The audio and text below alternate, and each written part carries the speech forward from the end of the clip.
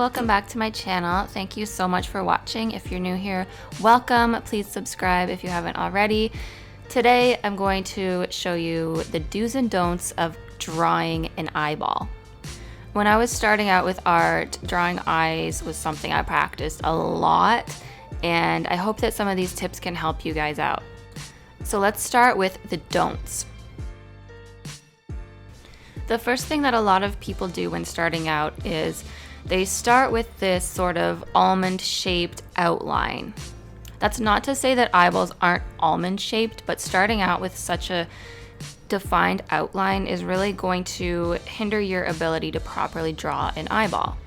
Another mistake is not leaving the proper space for the tear duct and drawing the tear duct improperly or not even including it at all. The tear duct is an important part of the eyeball. Another mistake that's commonly made is drawing the iris of the eye too small for the space that it's in, or drawing the actual outline of the eyeball too large. When you look at somebody's eye, you don't normally see the entire circular shape iris of the eye. Drawing it like this tends to make it look a little less realistic. They might look a little scared or shocked. But you should definitely pay attention to the size while you're drawing it. Next is simply filling in the pupil with a solid circle. I'm going to expand on this a little bit when I do the more realistic looking eyeball. But for now, I'm showing you another don't, and that is just drawing lines inside of the iris to kind of showcase that texture in the eye. Another one is drawing the crease as a single line from end to end. This might work if you're doing a cartoon, but for a more realistic eye, this just isn't how it works. Finally, moving on to eyelashes. The placement of the eyelashes is really important. They don't come out of the top of the eye like I'm showing here, and they don't happen all the way around the eye in the same direction. Natural looking eyelashes kind of sporadically flip outwards. You won't see some of them. Other ones are at different angles coming towards you. So we're gonna put those into practice in the next example.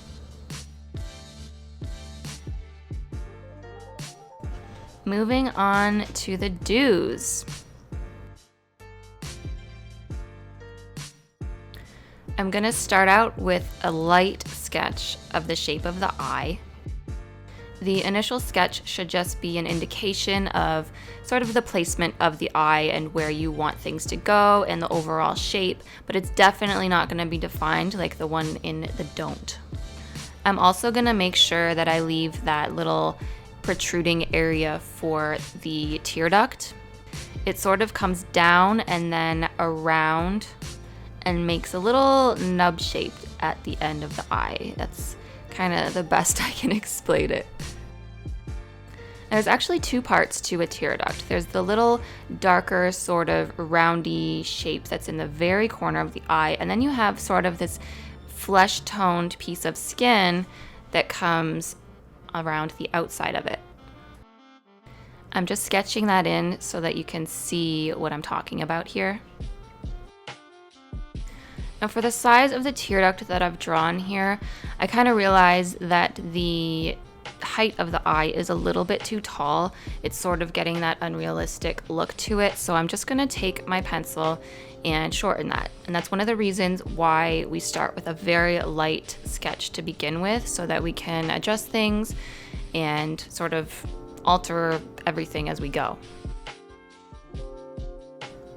When I'm sketching the iris, I want to make sure that it is in proportion with the rest of the eyeball and the tear duct and everything. And you'll see here that I'm not showing the entire circle of the iris in the entire eyeball like I did in the don't side. Leaving that top half or the bottom half, depending on the eye that you're drawing, leaving it cut off is going to make it appear much more realistic. Now you can go in and darken some of the darker areas. The line where the lashes come out of is going to be a little bit darker. Before you go ahead and draw the pupil, try to indicate where the light will be coming from, because you will want to include a little shine or a glare inside the eye. It really makes things pop when you do this. I'll talk a bit more about this in a second. But for now, here I've just drawn a circle where the light will go, and I've just drawn the pupil around that circle. So it's not a complete circle. It does have a bit of light shining from the edge. Next, I just lightly fill in the eyeball with a color. And instead of doing those straight lines for the texture, I'm going to do little sporadic, sort of light-handed darks and lights. So by building up dark and light values around the perimeter of the eye, you're going to get a much more realistic look. And keeping things dark at the top of the eye, where the eye and the eyelashes sort of overhang, is also going to help with that.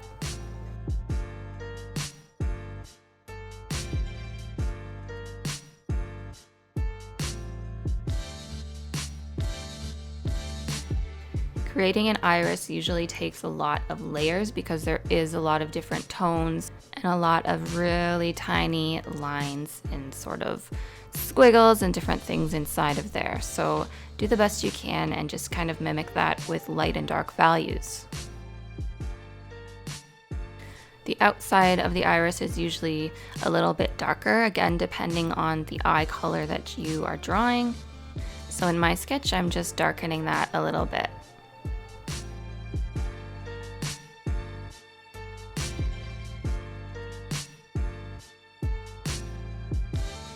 Moving on to the white of the eyeball. When you're drawing an eyeball, it's important to make sure that the white of the eyeball is not completely white. That can make it a little less realistic, because in an actual human being, there are going to be some shadows and it's not going to be this perfectly flat white canvas.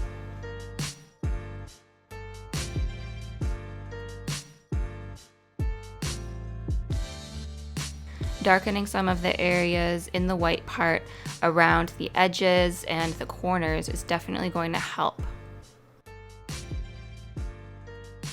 I'm just going to erase that first line that I made so that I can move on to the rest of the eyeball.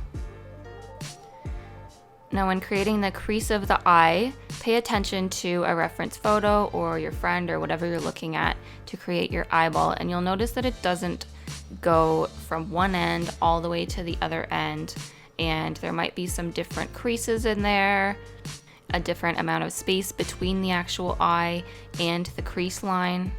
So that's just something to pay attention to.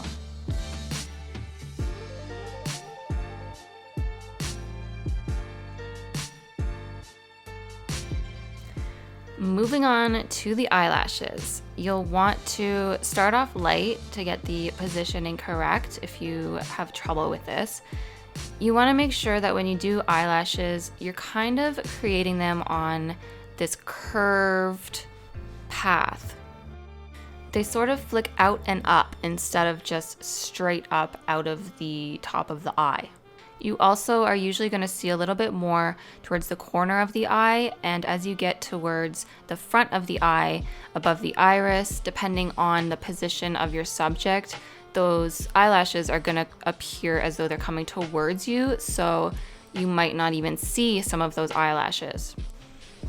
Making them a little bit more sporadic and a little bit different in length and direction is really going to help.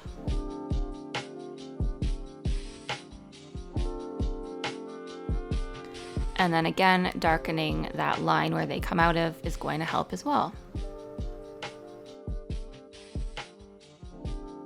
I'm going to start creating the indication of a waterline, because yes, human beings have water lines. You should not forget this when you're drawing an eye. Instead of using defined lines for this part, try using shading to get that waterline in there.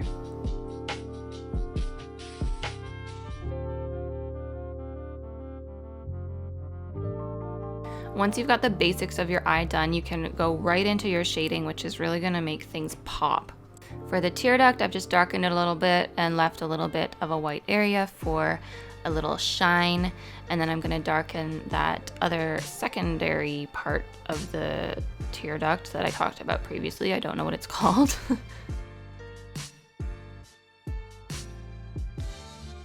And then I'll just lightly define that bottom lid / waterline area, and I'll work on shading that in. The bottom eyelashes are sort of like the top ones in that they kind of come out and down, and they are a little bit shorter. And they do tend to change direction a little bit.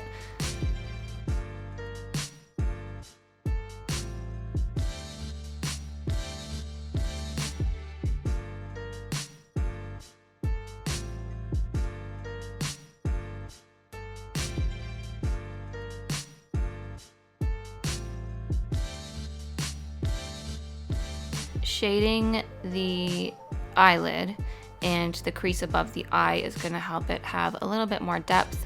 The area above that crease line that we made is usually going to be darker to indicate that it is sunken in.